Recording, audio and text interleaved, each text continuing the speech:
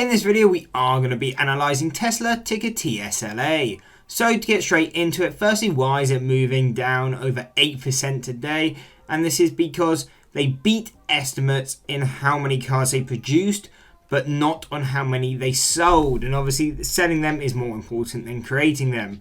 But going straight into the technical analysis side of things, what are we paying attention to?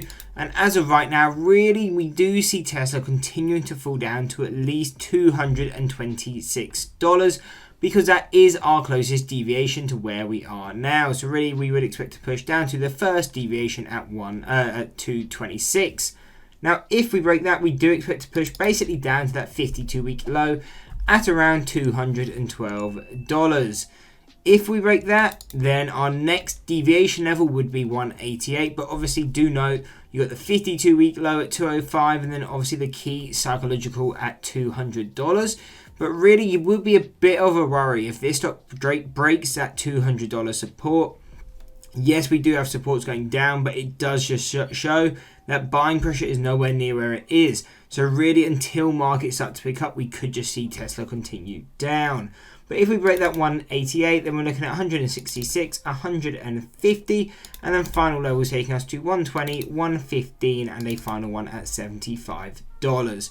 Now, obviously, these levels are quite far off. No, you don't need to pay attention to all of them. These are the technical side of the levels. So, obviously, the key and the most important thing will always be the fundamentals of the business. If any news comes out, that is the direction that stock will trade. What these levels are used for are to give you insights into where the stock should move off this fundamental news, or if there is no news, where we should trade to. So as of right now, obviously we're sinking down. We would, as our closest support is, expect to move to $225. If we break this, come back to retest this level as a resistance, this would give us our confirmation that we will continue down, and then we would expect to move to $212. And that's really how you use these levels. You don't use these as, okay, we're going to hit $120. What you use them is, how you use them is if you break one, you want to see the retest and that level hold, because then you know more than likely you're going to that next level. So really you only have to pay attention to two levels at a time. The one you're coming into, and then once you break it, your target, which would be that next level. Now, on the other hand, what are going to be key resistances on Tesla if we start to bounce? And really the closest levels we have now is around 258 to around 265, which is our statistical mean on both the 6-month and the 1-year chart.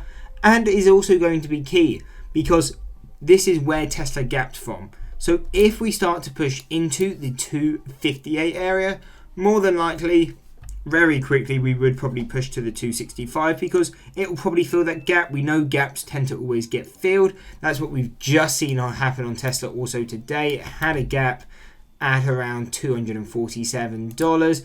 And that has now been filled today in today's move. And this is why the gap fills are so important, because especially on these large cap stocks, these gaps near enough always get filled. So it's important to pay attention to these levels because you know where they're more likely going to trade to in time.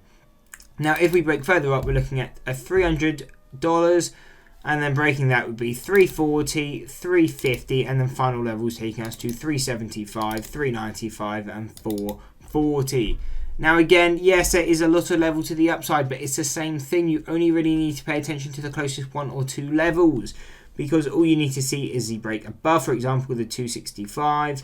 You want to see a break above it, come back to test it as a support, and if that level holds, more than likely you will push to that next deviation level, which in this case would be $300. Now, one thing to note, obviously markets are weak. Fed is most likely going to continue to increase interest rates, so stocks like Tesla, which are more growth focused, and tend to have quite a lot of debt, then really we would be paying more attention to the lower levels, because it's unlikely for the stock to kind of push the high levels when markets are going through interest rate increases.